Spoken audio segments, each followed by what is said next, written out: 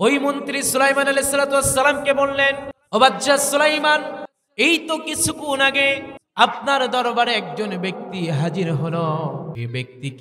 ওই ব্যক্তি যখন এখান থেকে বিদায় নিল, আমার দিকে আর চোখে এমন ভাবে তাকিয়েছে, আমার অন্তর পর্যন্ত আমার গোটা কলিজা কেঁপে উঠেছে।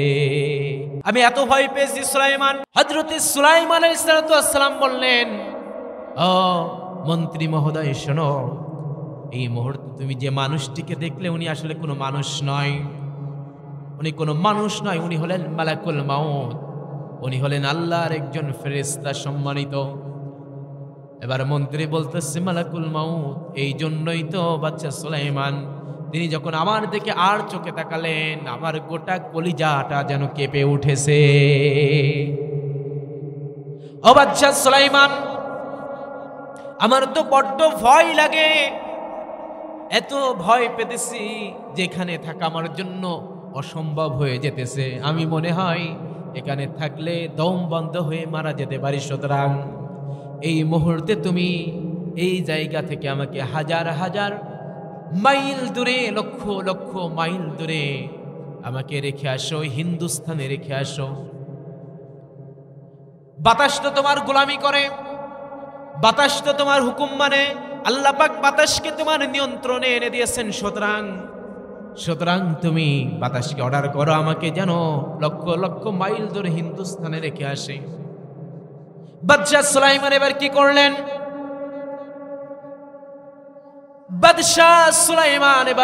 করলেন? বাদশা সুলাইমান বাতাসকে হুকুম করে দিলেন, বাতাস যাও, ও বাতাস দ্রুত আমার মন্ত্রীকে চোখের পলকে তুমি লক্ষ লক্ষ মাইল দূরে হিন্দুস্তানে রেখে আসো। বাতাস এবার বাদশা সুলাইমানের হুকুম অনুযায়ী ওই মন্ত্রীকে মুহূর্তের মধ্যে হিন্দুস্তানে রেখে আসলো। আবার পরের দিন মালাকুল মাউত বাদশা সুলাইমানের দরবারে উপস্থিত হয়ে গেছে। বলুন সুবহানাল্লাহ। এবার বাদশা সুলাইমান বললেন, মালাকুল মাউত, গতকালকে তুমি যখন আমার দরবারে উপস্থিত হলে, আবার দরবারে যখন তুমি হাজির হলে, ও মালাকুল মাউত, আমার মন্ত্রীর দিকে তুমি কেমন করে তাকিয়েছো, কত ভয়ঙ্কর দৃষ্টিতে তাকিয়েছো। আমার মন্ত্রী এত বেশি ভয় পেয়েছে যে আমি সর্বশেষ তার কথায় বাধ্য হয়ে তাকে বাতাসকে অর্ডার করে এখান থেকে লক্ষ লক্ষ মাইল দূর হিন্দুস্তানে রেখে আসতে বাধ্য হলাম। আউযু বিল্লাহি মিনাশ শাইতানির রাজিম। বিসমিল্লাহির রাহমানির রাহিম।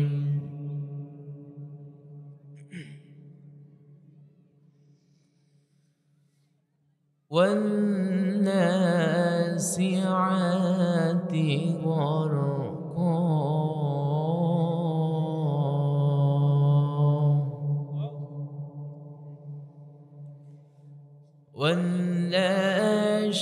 والناشطات نشطا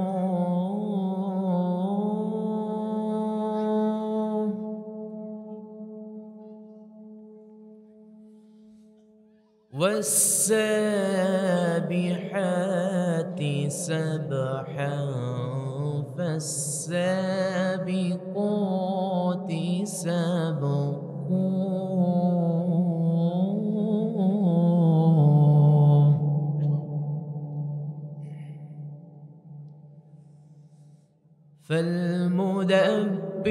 فالمدبرات أمرا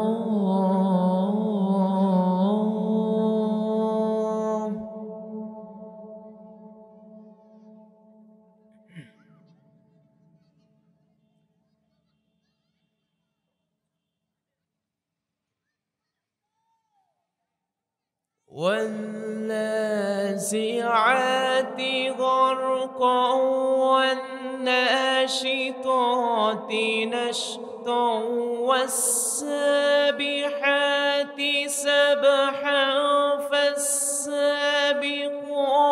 سبقا فالمدبرات أمرا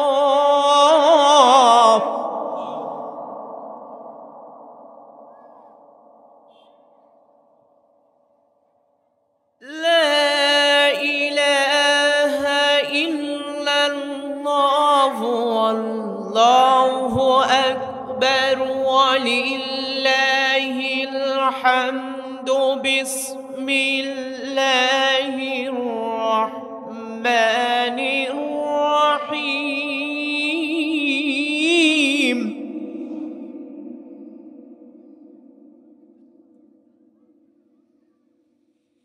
إن الله وملائكته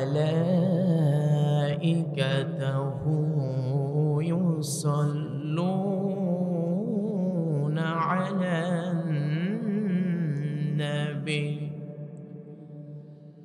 يا أيها الذين آمنوا صلوا عليه وسلموا تسليما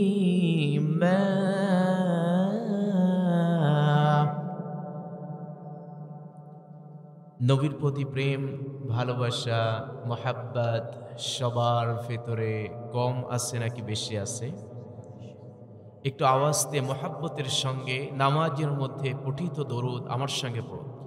আল্লাহুম্মা সাল্লি আলা মুহাম্মাদিন ওয়া আলা আলি মুহাম্মাদ কামা সাল্লাইতা আলা ইব্রাহিম ওয়া আলা আলি ইব্রাহিম আল্লাহুম্মা বারিক আলা মুহাম্মাদিন ওয়া আলা আলি মুহাম্মাদ كما باركت على إبراهيم وعلى آل إبراهيم প্রাণের অধিক বেশি যার দাম রাহমাতাল লিল আলামিন প্রাণের অধিক বেশি যার দাম রাহমাতাল লিল আলামিন। আমরা রাসূলকে কম ভালোবাসি নাকি বেশি ভালোবাসি? আমার সঙ্গে গাইতে পারবেন এক কলি? সবাই পারবেন তো? রাসূলের ভালোবাসায়, রাসূলের মহব্বতে সকলেই জবান ছেড়ে দিয়ে বলুন, প্রাণের অধিক বেশি যার দাম রাহমাতাল লিল আলামিন। জানো কি তোমরা তাহার নাম রাহমাতাল লিল আলামিন। অসহায়ের বুকে যে জন গোপনে করেন সওয়ার অসহায়ের বুকে যে জন গোপনে করেন সওয়ার দরুদ পড়ে সুবহে ও শাম রাহমাতাল লিল আলামিন। জানো কি তোমরা তাহার নাম রাহমাতাল লিল আলামিন। গরিবেরি আহার দিতে নিজে হয়ে রোজাদার গরিবেরি আহার দিতে নিজে হয়ে রোজাদার নিও মোর ভালোবাসার খাম রাহমাতাল লিল। জানো কি তোমরা তাহার নাম রাহমাতাল লিল তারি পথে যে বিছিয়ে দিতেন টুকরো কাটা চুপ করে, তারি পথে যে বিছিয়ে দিতে টুকরো কাটা চুপ করে, তাকেও দিলেন প্রেম মুজাসসাম রাহমাতাল লিল আলামিন। জানো কি তোমরা তাহার নাম রাহমাতাল লিল, কেন তাকে শাহানশাহে রিসালাত বলে জানো, কেন তাকে শাহানশাহে রিসালাত বলে জানো। তিনি মখলুকাতের ইমাম রাহমাতাল লিল, জানো কি তোমরা তাহার দাম রাহমাতাল লিল আলামিন। কুরআনুল কারীমের সুন্দর, পবিত্র এবং নান্দনিক এই আয়োজনে আমাদেরকে শামিল হওয়ার তৌফিক যিনি দান করেছেন, আমরা আমাদের সেই মহান রবের দরবারে হৃদয়ের সবটুকু ভালোবাসা, আবেগ এবং অনুভূতিকে উজাড় করে দিয়ে খুশি মনে প্রাণবন্ত আওয়াজে উচ্চ কণ্ঠে কালিমাতুশ শুকর আদায় করছি। সকলেই বলছে আলহামদুলিল্লাহ। বেরবাড়াদি যুব সমাজ কল্যাণ সংস্থা কর্তৃক আয়োজিত প্রথম বার্ষিক তাফসিরুল কোরআন মাহফিল, প্রথম একেবারে পহেলা শুরু, এর আগে তো হয় নাই। আলহামদুলিল্লাহ বলেন। এই যুব সমাজ কোরআনের এই আয়োজন করেছে, এই জন্য আপনারা আনন্দিত নাকি ব্যথিত? আপনারা কি দুঃখিত নাকি খুশি? যদি হয় খুশি, আওয়াজ হবে, পারবেন তো বেশি আওয়াজ দিতে? সকলেই আওয়াজ দিয়ে বলুন আল্লাহু আকবার। এই আওয়াজ দিতে পারবেন তো শেষ পর্যন্ত? আগামীর বাংলাদেশ হবে কিসের বাংলাদেশ? আওয়াজ দিয়ে বলুন কিসের বাংলাদেশ? কোরআনের বাংলাদেশ হোক, এটা চান আপনারা? আগামীর সংসদ হোক আল কোরআনের সংসদ, চান আপনারা? যদি আপনার আল্লাহর কোরআন সংসদ ভবনে পৌঁছে যান, দেশের প্রত্যেকটা প্রান্তে প্রান্তে আল্লাহর কোরআন দিয়ে আইন বিচার ফয়সালা হোক, এটা যদি চান, তাহলে আপনাদের হৃদয়ের সব আওয়াজগুলো আজকের এই ময়দানে ছেড়ে দিতে হবে। কি পারবেন তো সবাই? জোরে বলে ইনশাআল্লাহ।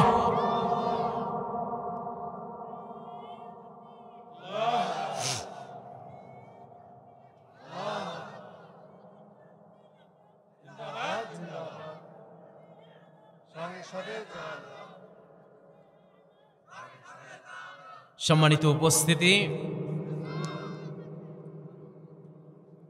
আসলে সময় তো অনেক পেরিয়ে গেছে, শীতের রাত বেশিক্ষণ রাখাও ঠিক হবে না, কারণ ফজরের নামাজ আছে না নাই? নামাজ পড়ার দরকার আছে তো। নামাজ পড়লে লাভ নাকি লস? আওয়াজ দিয়ে বলুন লাভ নাকি loss? Salah is the only way to reach Allah if we want to give success. নামাজ এমন একটি মাধ্যম যে নামাজের মধ্য দিয়ে বান্দা আল্লাহর সব থেকে নিকটবর্তী হতে পারে। বলুন সুবহানাল্লাহ। যদি কেউ সফল হতে চায়, প্রে ওয়ান টাইম, সে যেন সময় মতো নামাজটা আদায় করে নেয়। বলুন সুবহানাল্লাহ। সম্মানিত উপস্থিতি, আমার পূর্বে কথা বলেছেন আপনাদের এলাকার ইমাম সাহেব হযরত মাওলানা তারিকুল ইসলাম দিনাজপুর অধ্যয়নরত আল হাদিস অ্যান্ড ইসলামিক স্টাডিজ বিভাগ ইবি কুষ্টিয়া। প্রিয় ভাই, খুব সুন্দর কথা বলেছেন কোরআন থেকে, আল্লাহর কিতাব থেকে খুব সুন্দর কথা বলেছেন, আলহামদুলিল্লাহ বলেন। গঠনমূলক তাফসির আকারে কথা বলেছেন। আমরা চাই এরকম আরো অনেক তাফসির কারু গোটা বাংলাদেশে ভরে যাক, বলুন আলহামদুলিল্লাহ। কথা বলেছেন হাফেজ মাওলানা বিলাল উদ্দিন জাফরি, চট্টগ্রাম অধ্যয়নরত দাওয়া অ্যান্ড ইসলামিক স্টাডিজ বিভাগ ইবি কুষ্টিয়া। তিনিও খুব সুন্দর কথা বলেছেন কোরআন থেকে, আল্লাহ পাক তাকেও দিনের জন্য কবুল করুন, বলুন আল্লাহুম্মা আমিন। দেশের দুই প্রান্ত, একদিকে দিনাজপুর আরেকদিকে চট্টগ্রাম, মাশাআল্লাহ, মাঝখান দিয়ে আমি পড়ে গেছি নাকি। সভাপতিত্ব করছেন জনাব মোহাম্মদ মিজানুর রহমান দোলাল, উপপুলিশ পরিদর্শক, বাংলাদেশ পুলিশ, একজন পুলিশ। তিনি আজকের মাহফিলের সভাপতিত্ব করছেন, আলহামদুলিল্লাহ বলেন।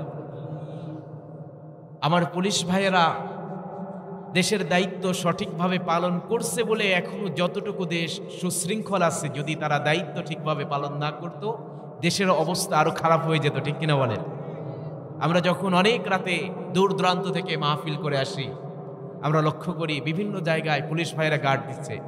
তো যদি জিজ্ঞাসা করি যে ভাইজান এত রাতে কি দরকার গার্ড দেওয়ার, ঘুমালেই তো পারেন, যে হুজুর এই যে আপনারা যাচ্ছেন, আপনারা যাতে নিরাপদে বাসায় ফিরতে পারেন, এই জন্যই মূলত আমরা এই রাত জেগে জেগে পাহারা দিই, আলহামদুলিল্লাহ বলেন। আমরা দোয়া করছি দেশের পুলিশ প্রশাসককে আল্লাহ পাক দিনের জন্য কবুল করে নিন, বলুন আল্লাহুম্মা আমিন। আমি আল্লাহর অধম গুনাহগার বান্দা, আমাকে আজকের মাহফিলের আপনারা প্রধান মেহমান করে ধন্য করেছেন, এই জন্য আমি শুকরিয়া আদায় করছি আল্লাহ পাকের, এবং শুকরিয়া আদায় করছি আজকের এই মাহফিল কমিটি এলাকাবাসীকে, আলহামদুলিল্লাহ।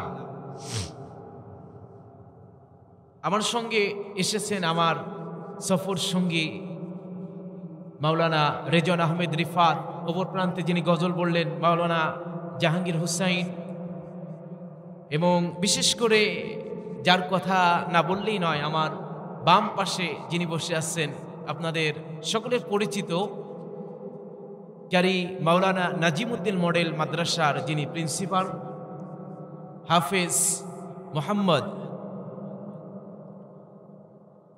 মোহাম্মদ ফরহাদ হুসাইন। তিনি বারবার যোগাযোগ করেছেন। গত বছর আমি আসছিলাম, আব্দুল আল আমিনের সঙ্গে তার প্রতিষ্ঠানে আলোচনা করছিলাম, অনেকে হয়তো দেখেছেন আমাকে গত বছর। তো সম্মানিত উপস্থিতি, কথা আর দীর্ঘায়িত করতে চাই না, ভূমিকায় সংক্ষেপে দু একটা কথা বলেই মূল আলোচনায় যাব। কষ্ট হবে না তো? শেষ পর্যন্ত থাকবেন তো ইনশাল্লাহ? বলি জোরে বলি ইনশাআল্লাহ। আমরা এসেছি কোন কিতাব থেকে কথা শোনার জন্য? আরো আওয়াজ দিয়ে বলুন, কোন কিতাব থেকে? কোরআন থেকে। কোরআনের থেকে শ্রেষ্ঠ কিতাব আছে পৃথিবীতে? এর থেকে নির্ভর, এর থেকে অথেন্টিক কিতাব আছে পৃথিবীর বুকে? কার কথা? আল্লাহ পাক বলছেন, যালিকাল কিতাব লা রাইবা ফীহি হুদাল লিল মুত্তাকিন। This is the book, the most authentic and original book in the world. There is no doubt. এটি এমন একটি কিতাব, এমন একটি গ্রন্থ যার মধ্যে কোনো ভুল নাই, কোনো সন্দেহ নাই, একেবারে অথেন্টিক নির্ভুল গ্রন্থ। বলুন সুবহানাল্লাহ। This is a guidance for those who fear Allah. আল্লাহ বলছেন কিতাব দিয়েছি যারা বিশ্বাসী মুত্তাকি বান্দাদের জন্য হিদায়াতের গ্রন্থ হিসাবে। বলুন সুবহানাল্লাহ। এমন একটি কিতাব আল্লাহ রাব্বুল আলামিন আমাদেরকে দান করেছেন। আল্লাহ রাব্বুল আলামিন বলেন, ওয়ালাকাদ দারাবনা লিন-নাসি ফি হাযাল কুরআনি মিন কুল্লি মাথালিন লাআল্লাহুম ইয়াতাযাক্কারুন। জোরে বলুন আল্লাহু আকবার। আল্লাহ বলছেন, বান্দারে তোমার পারিবারিক জীবন, অর্থনৈতিক জীবন, সামাজিক জীবন, রাজনৈতিক জীবন, আন্তর্জাতিক জীবন, প্রতিটা ক্ষেত্রে কিভাবে তুমি পরিচালনা করবে, কিভাবে তুমি চলবে, আমি আল্লাহ রাব্বুল আলামিন উদাহরণ সহকারে, মিসাল সহকারে এই কোরআনের মধ্যে গোটা বিষয়গুলো কোট করে দিয়েছি। আল্লাহ পাক আরেক জায়গায় বললেন, মা ফাররাতনা ফিল কিতাবি মিন শাই, আমি কিছু এই কিতাবে রাখতে বাকি রাখি নাই। বলুন সুবহানাল্লাহ। যুবকরা চিন্তা করতে পারে, হুজুর এই কোরআনের মধ্যে যদি সব বিষয়গুলো কোট করা থাকে, কোরআন তো আজ থেকে ১৫০০ বছর পূর্বে পৃথিবীর জমিনে এসেছে। এমন একটি সময় পৃথিবীর বুকে কোরআন আসলো যে সময়টাকে বলা হয় প্রাচীনকাল, যে সময়ের মানুষগুলো আধুনিক বিজ্ঞান সম্পর্কে কোনো ধারণা রাখে না, কোনো জ্ঞান যারা রাখে না আধুনিক বিজ্ঞান সম্পর্কে, এমন একটি মুহূর্তে কোরআন পৃথিবীর বুকে এসেছে যে সময় মেডিকেল সায়েন্স সম্পর্কে মানুষের ধারণা ছিল না। সেই প্রাচীন যুগের কিতাবের মধ্যে আর কি থাকতে পারে? সাহাবীদের জীবনী, নবীদের জীবনী, আম্বিয়া কেরামের জীবনী, আল্লাহওয়ালাদের জীবনী থাকবে। হুজুর এর মধ্যে কি বর্তমানে আধুনিক বিজ্ঞানের তথ্য আছে নাকি? কি বলেন, এর মধ্যে কি বিজ্ঞানের তথ্য আছে? আওয়াজতে বলুন আছে। কি চান? এর মধ্যে physics, chemistry, biology, sociology, social science, political science, agriculture, যত তথ্য প্রয়োজন সব তথ্য কোরআনের মধ্যে যিনি ঢুকিয়ে দিয়েছেন তিনি কে? It is a complete guidance for the human being. এটা হলো গোটা পৃথিবীর মানব জাতির জন্য একটি পথ প্রদর্শক গ্রন্থ। বলুন সুবহানাল্লাহ। কোরআন আপনি শুনবেন, অন্তরটা যিনি প্রশান্তিতে ভরে দেবেন তিনি কে? The holy Quran is a unique medium to win the hearts of people. মানুষের মনকে জয় করার জন্য এক অনন্য মহল, সে হলো কোরআনে কারীম। বলুন সুবহানাল্লাহ। আজকে গোটা পৃথিবীর কোথাও শান্তি আছে? কথা বলে না, শান্তি আছে? শান্তি নাই। কারণ আমরা শান্তি খুঁজতেছি কোথায় জানেন? আমরা শান্তি খুঁজতেছি ম্যানমেডিজম, ম্যানমেড সিভিলাইজেশন, ম্যানমেড কালচার।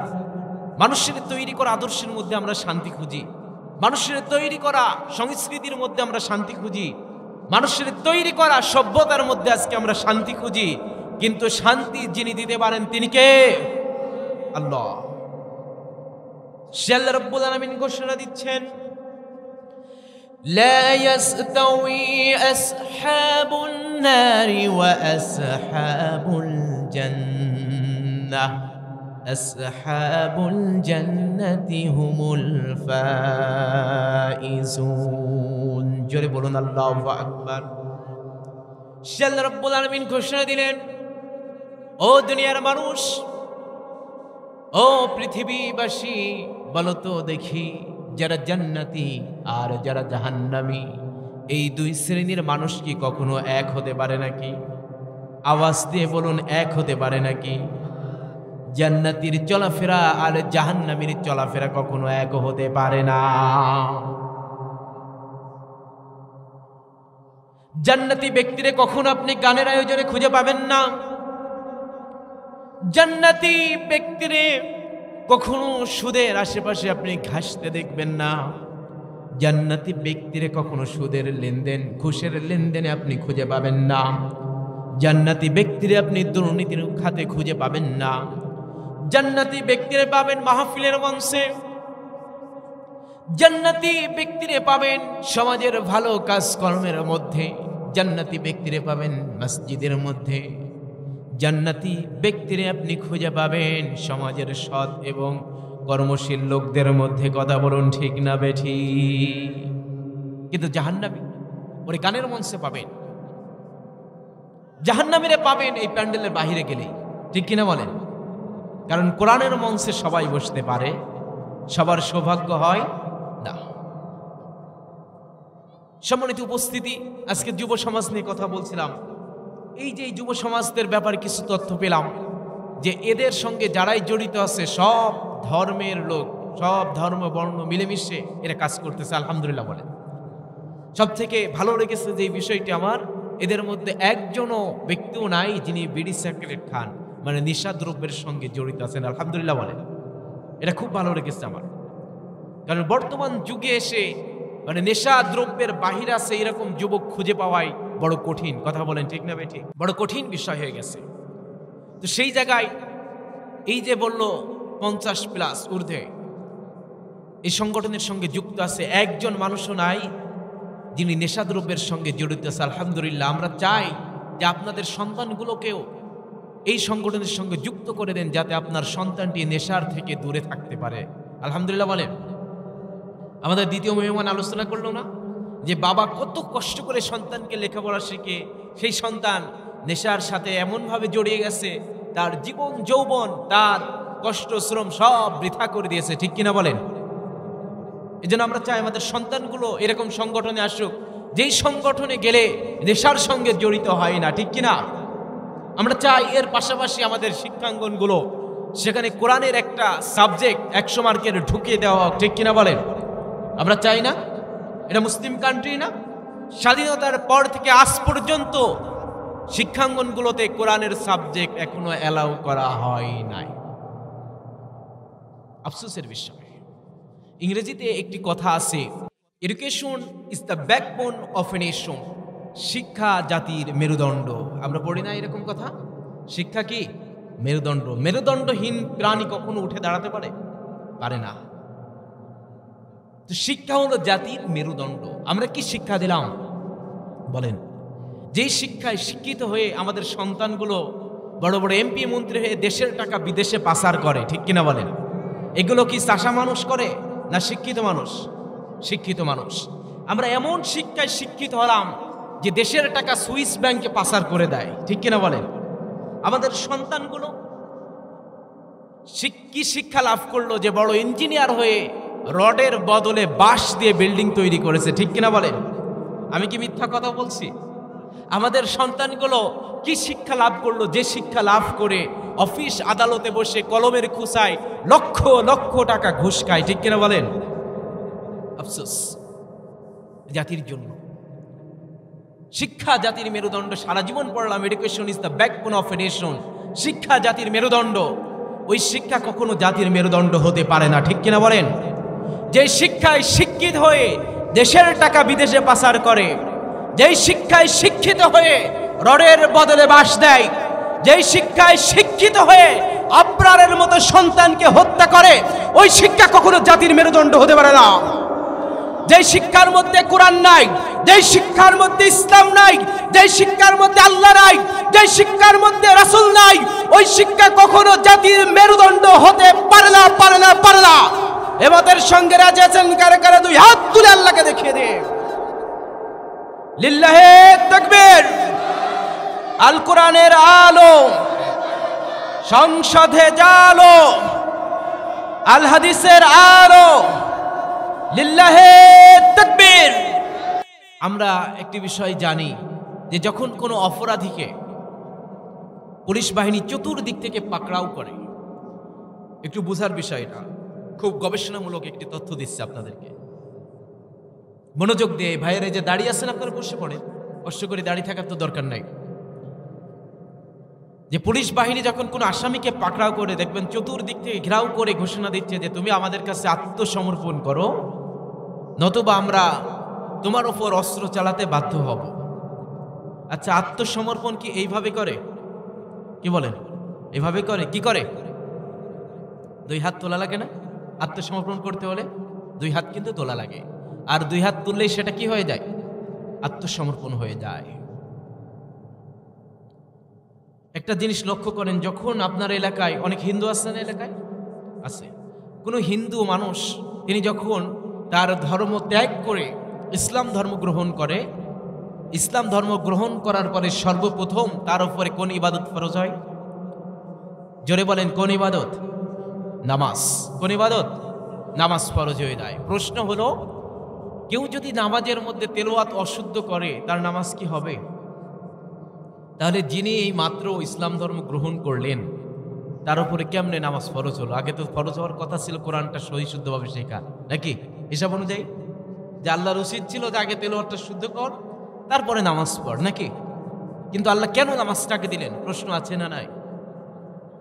আচ্ছা বলেন, ইসলাম শব্দের অর্থ কি? শান্তি। আসল কথা, সালাম শব্দের অর্থ শান্তি, ইসলাম শব্দের অর্থ হলো আত্মসমর্পণ করা। ইসলাম শব্দের অর্থ কি? আত্মসমর্পণ করা। তাহলে আমরা আত্মসমর্পণ করি কিভাবে? হাত তুলে। এই জন্য আল্লাহ রাব্বুল আলামিন বললেন, বান্দারে ঈমান এনেছো, কালেমা পড়েছো, তোমার প্রথম কাজ হলো আত্মসমর্পণ করা আমি আল্লাহর কাছে। আর এই আত্মসমর্পণ তখনই হয়ে যাবে বান্দা যখন কিবলার দিকে মুখটা করে দুই হাত তুলে আমার কাছে আত্মসমর্পণ করে তুমি নামাজে দাঁড়িয়ে যাবে, তখনই কেবল তুমি আত্মসমর্পণকারী হিসাবে বিবেচিত হয়ে যাবে।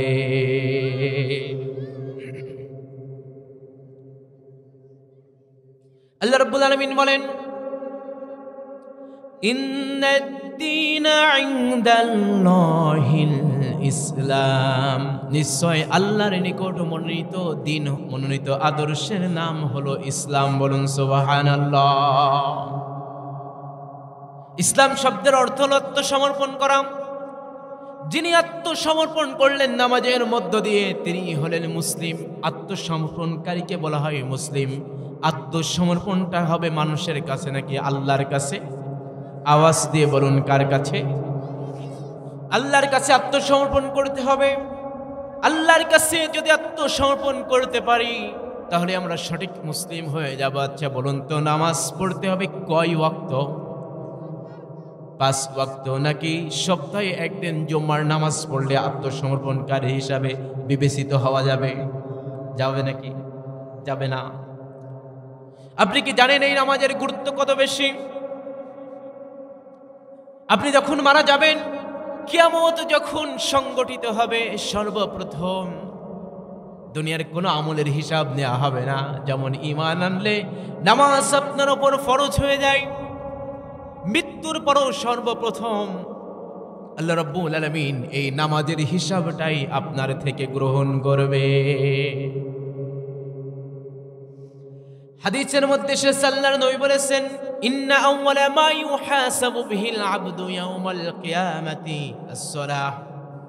আল্লাহর হাবিব বললেন, কিয়ামতের দিন বান্দার যত আমলের হিসাব নেওয়া হবে তার মধ্যে সর্বপ্রথম বান্দার নামাজের হিসাব নেওয়া হবে। নামাজের হিসাব নেওয়া হবে। ফাইন সালুহাত ফাকাদ আফলাহা ওয়া আনজাহা। যে ব্যক্তির নামাজ ঠিক থাকবে, দুনিয়ার জীবনে নামাজটা সঠিকভাবে আদায় করবে, আল্লাহর নবী বললেন ওই ব্যক্তি সেই দিন মুক্তি পেয়ে যাবে, ওই ব্যক্তি সেই দিন সফল হয়ে যাবে। ওয়া ইন ফাসাদাত ফাকাদ খাবা ওয়া খাসিরা।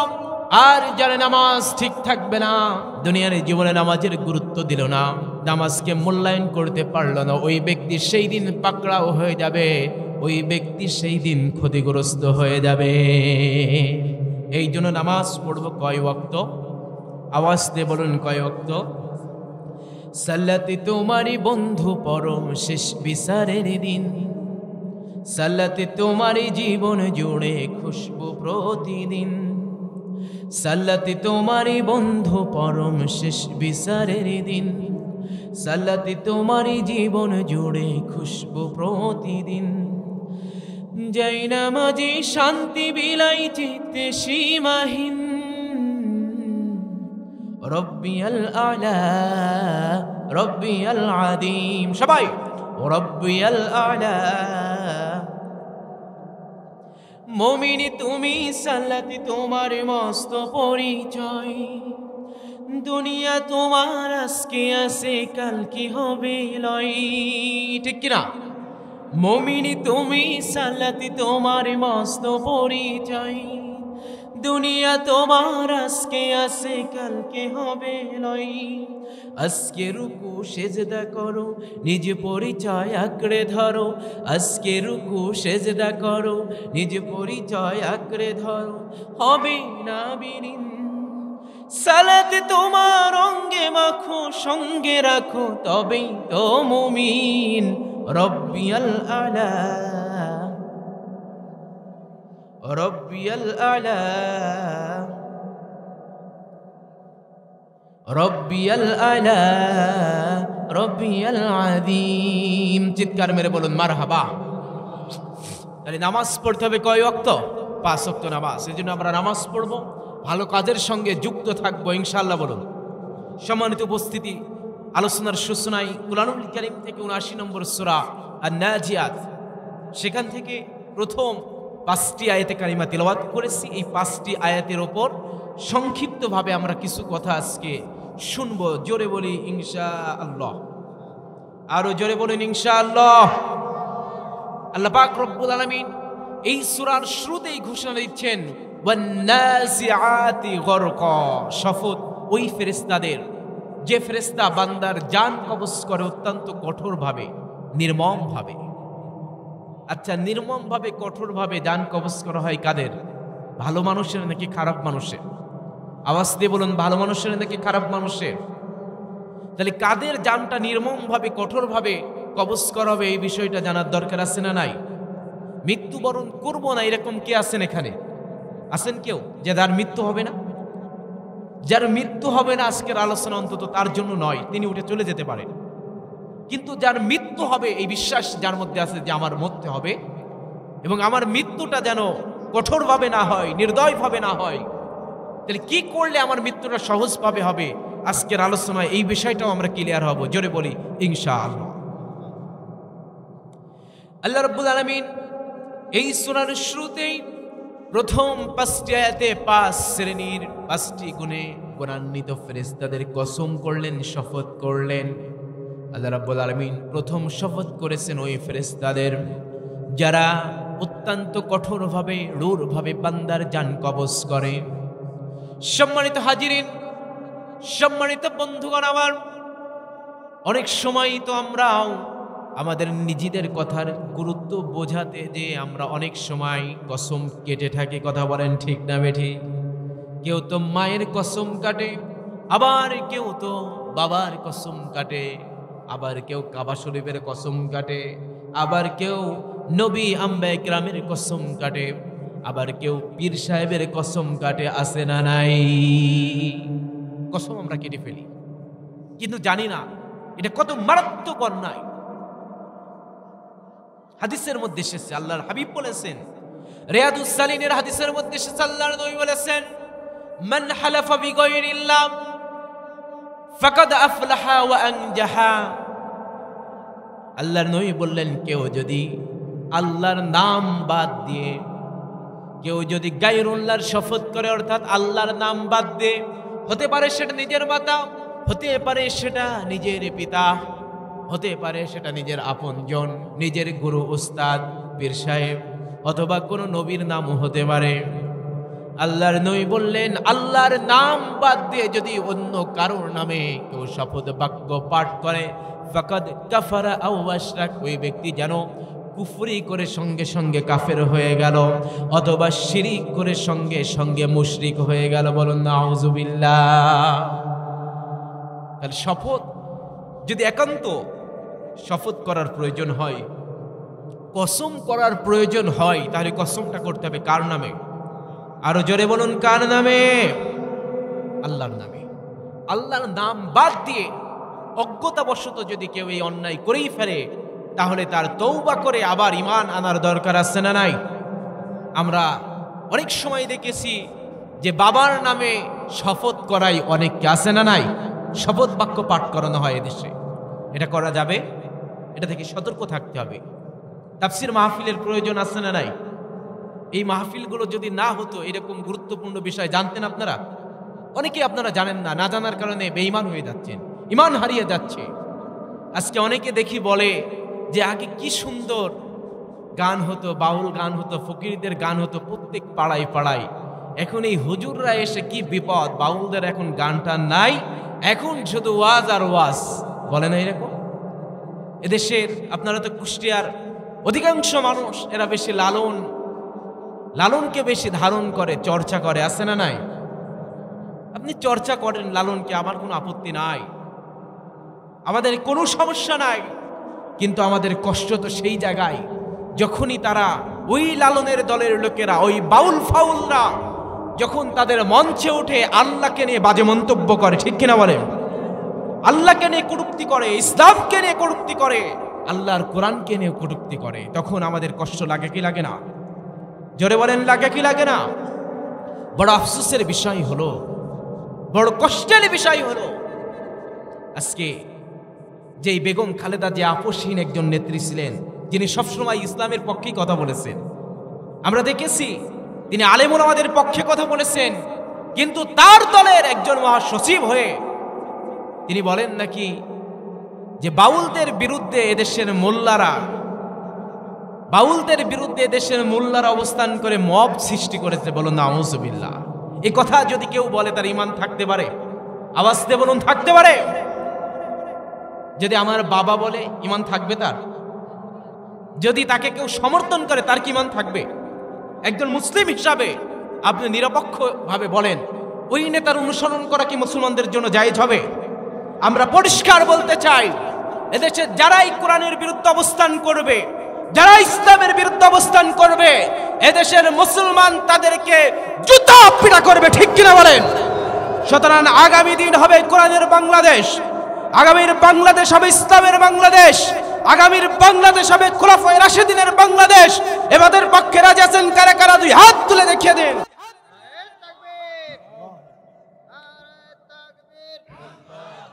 সম্মানিত উপস্থিতি, কষ্ট পেলেন নাকি আপনারা? মন খারাপ করলেন নাকি?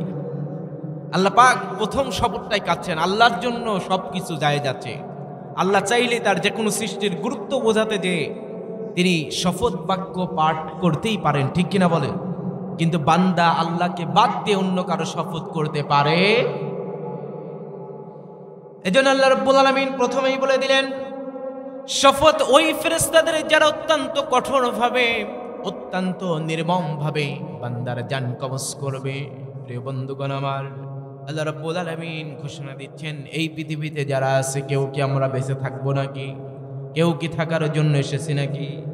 আল্লাহ রাব্বুল আলামিন কত সুন্দর করে ঘোষণা দিচ্ছেন, ওয়ালাই ইউআখিরুল্লাহু নাফসান ইযা জাআ আজালুহা। জোরে বলুন আল্লাহু আকবার। বান্দারে, যখন তোমার মৃত্যুর সময় চলে আসবে, এক সেকেন্ডের জন্য, এক মুহূর্তের জন্য থামা হবে না, এক সেকেন্ডের জন্য এদিক ওদিক করা হবে না। নির্ধারিত সময়ে তোমার জানটি কবজ করা হবে। সুতরাং ওই মালাকুল মাউত বিভৎস রূপ ধারণ করার আগেই ঈমান এনে খাঁটি মুমিন হয়ে যাও। যখন কোনো কাফের বেঈমানের মৃত্যু হবে, হাদিসের মধ্যে পড়েছি, আল্লাহর নবী বলেছেন, একদল ফেরেশতা আসমান থেকে জাহান্নামের দুর্গন্ধযুক্ত কর্কশ কাপড় নিয়ে উপস্থিত হয়ে যায়। ওই ফেরেশতারা যখন উপস্থিত হবে, ওই কাপড়টি এত দুর্গন্ধ হয়ে যাবে, গোটা আসমান যেন দুর্গন্ধ ছড়িয়ে যাবে। এত ভয়ঙ্কর রূপ ধারণ করবে। মৃত ব্যক্তি যখন শুয়ে থাকবে, ওই মৃত ব্যক্তি মৃত্যুর সময় লক্ষ্য করবে, তার চক্ষু দৃষ্টি যত দূর যাবে, ওই মৃত ব্যক্তি লক্ষ্য করবে তত দূর পর্যন্ত সারি সারি ফেরেশতা তার সামনে উপস্থিত। এত ভয়ঙ্কর, এত কুৎসিত রূপ ধারণ করবে, মৃত ব্যক্তি দেখার সঙ্গে সঙ্গে প্রচন্ড ভয় কাজ করবে। ভয়ে মৃত অবিহ্বল হয়ে যাবে। মালাকুল মাউত এত কঠিন রূপ ধারণ করবে, একটু চিন্তা করেন। এত ভয়ঙ্কর রূপ ধারণ করবে, ওই কাফের, ওই জালিম, তার আত্মাটা, রূহটা পালিয়ে যাবে, আঙুলের মধ্যে অবস্থান করবে, আহারের নখের মধ্যে অবস্থান করবে। মালাকুল মাউত তাকে লক্ষ্য করে বলবে, ভর্ৎসনা করে বলবে, ইয়া আইয়াতুহান নাফসুল খাবিসা ইরজিই ইলা সাখাতিম মিনাল্লাহি ওয়া গাদাব। হে দুর্বৃত্ত আত্মা, হে পাপিষ্ঠ আত্মা, হে নফস আম্মারা, বেরিয়ে আয় আল্লাহর ক্রোধ এবং আল্লাহর গজবের দিকে। তোর জন্য কঠিন জাহান্নাম অপেক্ষা করতেছে, বেরিয়ে আয়। মৃত আত্মাটি ভয় পেয়ে যাবে, আঙুলের মধ্যে লুকাবে, চামড়ার মধ্যে লুকাবে, কিন্তু মালাকুল মাউত কত কঠিন ভাবে তারা জান কবজ করবে। আল্লাহর নবী বলেছেন, একজন মানুষকে জীবিত অবস্থায় যদি গোটা দেহের চামড়াগুলো যদি তার ছুরি দিয়ে অথবা ব্লেড দিয়ে ছুলে ফেলা হয়, জীবিত অবস্থায় তার অবস্থাটা কি হবে? সহ্য করতে পারবে নাকি? সামান্য একটা মুরগি গলা থেকে পোঁচ দিলে মাটির মধ্যে নড়াচড়া শুরু করে দেয়, গড়াগড়ি শুরু করে দেয়, ছটফট শুরু করে দেয়। আল্লাহর নবী বললেন, পাপিষ্টের মৃত্যুটা কত কঠিন হবে, এত বেশি কঠিন হবে পাপিষ্টের মৃত্যু যে একটা জীবিত মানুষকে গোটা শরীরে যদি তার চামড়াগুলো ছিলে ফেলা হয়, ওই মানুষটি আর কতটুকু কষ্ট পাবে, তার থেকে 100 গুণ কষ্ট ওই পাপিষ্ট আত্মাকে দিয়ে তারপরেই পাপিষ্টের জান কবজ করা হবে। জোরে বলুন আল্লাহু আকবার। কি কঠিন মৃত্যু হবে পাপিষ্টের। শুধু কি তাই, পাপিষ্টের মৃত্যুটা যখন হয়ে যাবে, ওই পাপিষ্টের দুর্গন্ধযুক্ত আত্মাটি যখন তারা রিসিভ করবে, দুর্গন্ধযুক্ত কাপড়ের মধ্যে রিসিভ করে যখন ওই ফেরেশতারা আসমানের দিকে চলে যাবে, গোটা আসমান কলুষিত হয়ে যাবে, দুর্গন্ধ হয়ে যাবে। গোটা আসমানের লোক তারা বিরক্ত বোধ করবে, কার আত্মা নিয়ে এসেছো, কোন পাপিষ্টের আত্মা নিয়ে এসেছো, কোন জালিমের আত্মা, এত দুর্গন্ধ। আমরা তো আসমানের মধ্যে কেউ থাকতে পারি না, দ্রুত তাকে ফিরিয়ে নিয়ে যাও।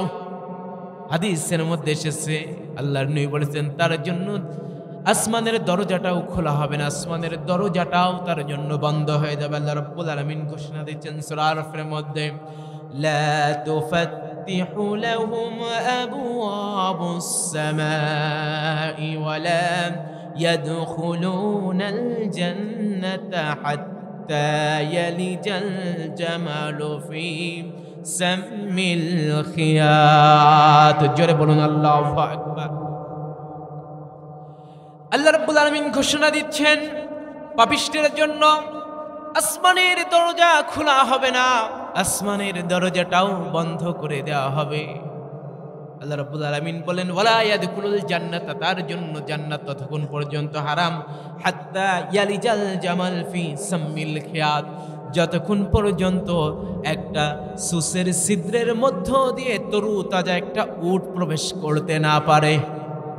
আচ্ছা প্রিয় ভাইয়েরা, বলেন তো, একটা সুসের ছিদ্র কতটুকু হয়? তরু তাজা উট তো দূরের কথা, ওই সুসের ছিদ্রের মধ্য দিয়ে একটা মশা মাছি পর্যন্ত প্রবেশ করতে পারে না। কথা বলেন ঠিক না বেঠি? আল্লাহ বলছেন যে ততক্ষণ পর্যন্ত সে জান্নাতে যেতে পারবে না, যতক্ষণ পর্যন্ত একটা সুসের ছিদ্রের মধ্য দিয়ে তরু তাজা একটা উট প্রবেশ করতে না পারে। আল্লাহু আকবার। এটা কি কখনো সম্ভব? একটা উট সুসের ছিদ্রের মধ্য দিয়ে প্রবেশ করবে? এর মানে আল্লাহ পরিষ্কার জানিয়ে দিচ্ছেন, পরিষ্কার জানিয়ে দিলেন যে পাপিষ্টের জন্য জান্নাত হারাম। আমার জান্নাতে পাপিষ্টের কোনো জায়গা নাই। কার কথা? আওয়াজ দিয়ে বলুন, কার কথা? আল্লাহর কথা। এই জন্য আল্লাহ পাক বলছেন, বান্দা, এই দুনিয়ার কোনো দাম আমি আল্লাহর কাছে নাই। একটা মৃত মাছি টানার সমতুল্য যদি এই দুনিয়ার দাম আমি আল্লাহর কাছে হয়ে যেত, এই দুনিয়া অনেক দামি হয়ে যেত, কোনো মূল্য নাই। এই জন্য আল্লাহ রাব্বুল আলামিন ঘোষণা দিচ্ছেন, ওয়ামাল হায়াতুদ দুনিয়া ইল্লা মাতাউল গুরুর। জোরে বলুন আল্লাহু আকবার। দুনিয়ার জীবনটা ধোঁকা ছাড়া কিছুই নয়। এই দুনিয়ার কোনো দাম আমি আল্লাহর কাছে নাই, এই দুনিয়ার কোনো মূল্য নাই। বান্দারে, দুনিয়ার জীবনে তোমাকে পাঠিয়েছে, আর দুনিয়াও সিজনুল মুমিনিন, দুনিয়া হবে মুমিনদের জন্য জেলখানা, তাদের জন্য বড্ড কঠিন হয়ে যাবে দুনিয়ার জীবন। আর কাফেরদের জন্য দুনিয়াটা হবে বেহেশখানার মতো, স্বাধীনভাবে চলবে, যা খুশি তাই বলবে। তবে মনে রাখবে বান্দা, তোমাকে মৃত্যু বরণ করতে হবে, পাকড়াও হতে হবে। এই পাকড়াও থেকে কিন্তু তুমি চাইলেই বাঁচতে পারবে না। কত ক্ষমতাশীল ব্যক্তিরা এসেছে, বাঁচতে পেরেছে? কেউ পারে না, সুতরাং তুমিও পারবে না। হযরত উসমান রাদিয়াল্লাহু তাআলা আনহু দানবীর একজন সাহাবী ছিলেন, অনেক ধনী একজন মানুষ ছিলেন এই উসমান রাদিয়াল্লাহু তাআলা আনহু। তিনি যখন কবরের নিকটবর্তী হতেন, কবরের নিকটবর্তী হওয়ার পরে চোখের পানি অঝোর ধারায় ছেড়ে দিতেন। হযরত উসমান ছোট্ট বাচ্চার মতো চিৎকার চেঁচামেচি করে কান্না শুরু করে দিতেন।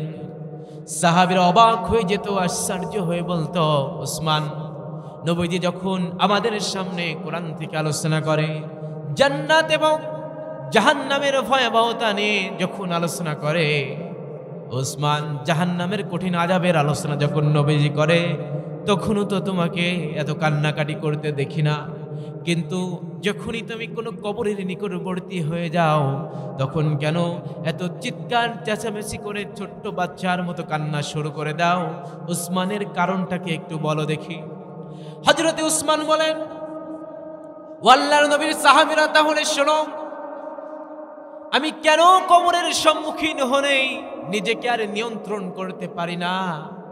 আমি কেন চোখের পানি ধরে রাখতে পারি না?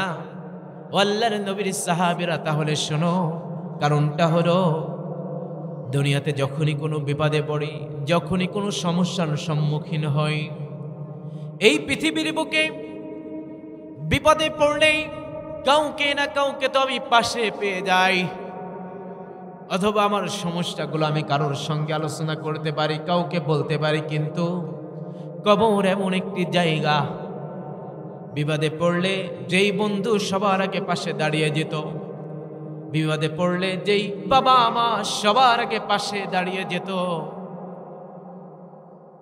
কিন্তু কবর এমন একটি জায়গা, ওই কবরে যখনই আমাকে রেখে আসতে থেকে আমি যত বিপদেই থাকি, যত সমস্যায় থাকি, আর কোনো দিন আমার পাশে আমি আর কাউকে খুঁজে পাবো না। এই জন্য আমার বড্ড ভয় লাগে, না জানি ওই কবরের মধ্যে আমি বিপদে পড়ে যাই। আর এই কথা যখনই মনে হয়, আমি চোখের পানি ধরে রাখতে পারি না। কিন্তু এই কবরে যদি কেউ মুক্তি পেয়ে যায়, পরবর্তী ধাপগুলো তার জন্য অত্যন্ত সহজ হয়ে যাবে। এই জন্য আমি আল্লাহর কাছে দোয়া করি, আল্লাহ যেন এই কবর থেকে আমাকে মুক্তি দান করে। বলুন আল্লাহুম্মা আমিন। তাহলে আল্লাহ পাক প্রথম সাবধান করলেন, ওয়ান্নাসিয়াতি গরকা, শপথ ওই ফেরেশতাদের যারা অত্যন্ত কঠোরভাবে বান্দার জান কবজ করে। এজন্য বান্দা মৃত্যুর আগে ঈমানটা ঠিক করে নাও, যাতে তোমার জান কবজটা সহজভাবে করা হয়। ঈমান ঠিক করার দরকার আছে না নাই? ঈমান যদি ঠিক না থাকে, কোনো আমল কাজে আসবে? বলেন, ঈমানটা পরিপূর্ণ করতে বলছেন কে? কার কথা? আল্লাহ রাব্বুল আলামিন সূরা বাকারার মধ্যে বললেন, লাইসাল বিররা আন তুওয়াল্লু উজুহাকুম কিবালাল মাশরিকি ওয়াল মাগরিব ওয়ালাকিন্নাল বিররা মান আমানা বিল্লাহ। জোরে বলুন আল্লাহু আকবার।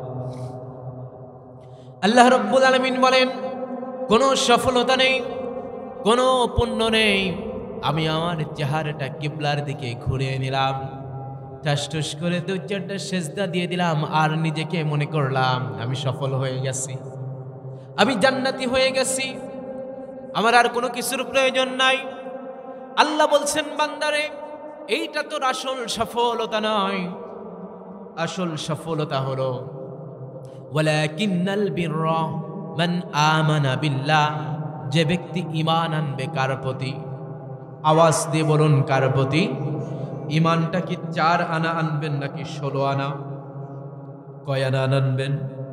16 আনা ঈমান আনতে হবে। বলছেন কে? ঈমানটা খাঁটি করে নাও, তাহলে ওই কঠোর হৃদয়ের ফেরেশতাদের থেকে তুমি মুক্তি পাবে। সুবহানাল্লাহ বলেন।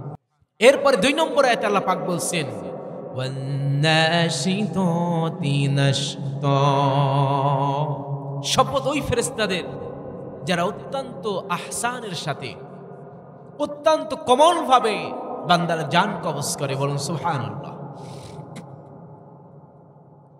অত্যন্ত সহজভাবে ইমানদারদের জান কবজ করে। সুবহানাল্লাহ বলেন। আল্লাহ আমাদেরকে এই ফেরেশতার সঙ্গে মৃত্যুর সঙ্গে সাক্ষাৎ করে দেন, বলুন আল্লাহুম্মা আমিন। আল্লাহ রাব্বুল আলামিন ঘোষণা দিচ্ছেন ইমানদারের জানটা কিভাবে কবজ করা হবে, কি পরিস্থিতি ঘটবে। হাদিসের মধ্যে পড়েছে, আল্লাহর নবী বলেছেন, যখন কোন ইমানদারের মৃত্যুর সময় চলে আসবে, ইমানদার বান্দা যখন মৃত্যুর সম্মুখীন হবে, প্রিয় ভাইরা লক্ষ্য করেন, ইমানদার বান্দা যখন মৃত্যুর সম্মুখীন হয়ে যাবে, আসমান থেকে একদল ফেরেশতা, খুব সুন্দর সুশ্রী ফেরেশতা অবতীর্ণ হবে। ফেরেশতারা জান্নাত থেকে একটি রেশমিযুক্ত কাপড় নিয়ে আসবে, খুব সুঘ্রাণ, খুব সুন্দর, কাপড়টি খুব সফট হবে। ওই ইমানদারের আত্মাটি, পবিত্র আত্মাটি রিসিভ করার জন্য তারা ওই কাপড়টি নিয়ে হাজির হবে। আল্লাহর নবী বললেন, ওই ফেরেশতারা যখন অবতীর্ণ হবে, গোটা আসমান সুগন্ধিতে ভরে যাবে। আসমানের মানুষেরা বলবে, আহলান সাহলান মারহাবান, আল্লাহর কোন বান্দার আত্মা তোমরা নিয়ে আসতে যেতেছো, এত সুঘ্রাণ, এত সুশ্রী আত্মা, সুবহানাল্লাহ বলুন। আল্লাহর নবী বললেন, ওই ফেরেশতারা মৃত্যুর সময় ইমানদারের সম্মুখীন হাজির হয়ে যাবে। ইমানদার বান্দা তার চক্ষু দৃষ্টি যত দূর যাবে, ওই সুশ্রী ফেরেশতাগুলো দেখতে পাবে। ইমানদার বান্দার হৃদয়টা ওই ফেরেশতা দেখার সঙ্গে সঙ্গে শীতল হয়ে যাবে, বলুন সুবহানাল্লাহ। শীতল হয়ে যাবে হৃদয়। মালাকুল মাউত ইমানদার বান্দার নিকটে উপস্থিত হয়ে যাবে, হাজির হয়ে যাবে। মালাকুল মাউত সুন্দর আকৃতি ধারণ করবে। ইমানদার বান্দা মালাকুল মাউতকে দেখার সঙ্গে সঙ্গে তার অন্তর প্রশান্তিতে ভরে যাবে, বলুন সুবহানাল্লাহ। মালাকুল মাউত খুব আদবের সঙ্গে ইমানদার বান্দাকে লক্ষ্য করে বলবেন, আল্লাহ তাআলা ঘোষণা দিচ্ছেন, ইয়া আইয়াতুহান নাফসুল মুতমাইন্নাহ ইরজিই ইলা রাব্বিকি রাদিয়াতাম মারদিয়াহ ফাদখুলি ফি ইবাদি ওয়াদখুলি জান্নাতি। জোরে বলুন আল্লাহু আকবার, আরো জোরে বলুন আল্লাহু আকবার। মালাকুল মাউত ওই ইমানদার বান্দাকে লক্ষ্য করে বলবে, ইয়া আইয়াতুহান নাফসুল মুতমাইন্না, হে নফসে মুতমাইন্না, এই দিকে এসো। হে নফসে মুতমাইন্না, আল্লাহর রাজি এবং খুশি নিয়ে বেরিয়ে এসো। গোটা জীবনে সুদ খাও নাই, ঘুষ খাও নাই, সুদের সঙ্গে সম্পর্ক গড়ো নাই, ঘুষের সঙ্গে সম্পর্ক গড়ো নাই। তোমার গোটা জীবন তুমি আল্লাহর পথে কাটিয়ে দিয়েছো। আল্লাহর পথে চলার জন্য কত জুলুম, কত নির্যাতন তোমার উপর এসেছে, এমনকি ফাঁসির কাষ্টে পর্যন্ত তোমাকে ঝোলা লেগেছে।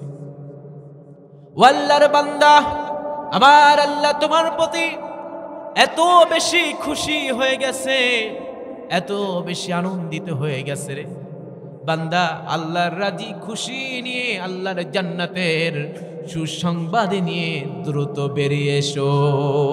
জোরে বলেন সুবহানাল্লাহ। হাদিসের মধ্যে পড়েছি, নবীজি কলসির উদাহরণ দিলেন। একটা কলসি এইদিকে লক্ষ্য করেন, এই বোতলটা পরিপূর্ণ লোড আছে। এখন যদি এই বোতলটা কোনো রকম লুজ করে এইভাবে চাপ দিই, হয়তো 1 ফুট 2 ফুট করে পড়বে। সারা রাত সময় লাগতে পারে বোতল খালি হতে, ঠিক কিনা বলেন? কথা বলে না? খালি হতে পারে কি পারে না? সময় লাগতে পারে কি পারে না? কিন্তু নবীজি বললেন, যদি এই বোতলের মুখটা খুলে দেওয়া হয়, তাহলে কি খুব বেশি সময় লাগবে নাকি পানি ফোরাতে? কষ্ট হবে নাকি? মন খারাপ নাকি আপনাদের? আওয়াজ দিচ্ছেন না কেন? আপনারা ইমানদারের মৃত্যু চান না? আল্লাহ কবুল করুন, বলুন আল্লাহুম্মা আমিন।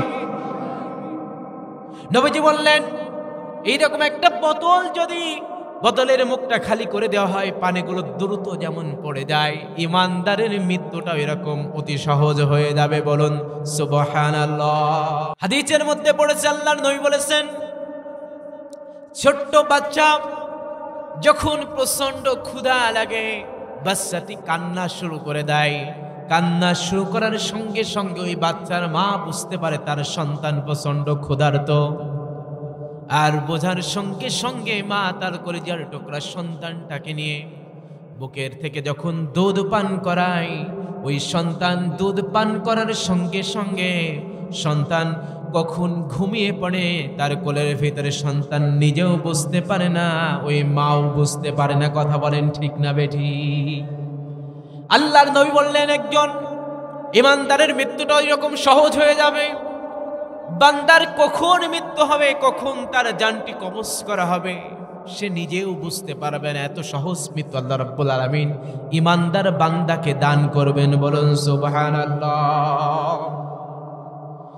এজন্য আল্লাহর নবী তার বান্দাদেরকে বলছেন, উম্মতেরা চিন্তা করো না, টেনশন করো না, ঈমানটাকে খাঁটি করে নাও। আখলিস দীনাকা ইয়াকফিকাল আমালুল কলিল।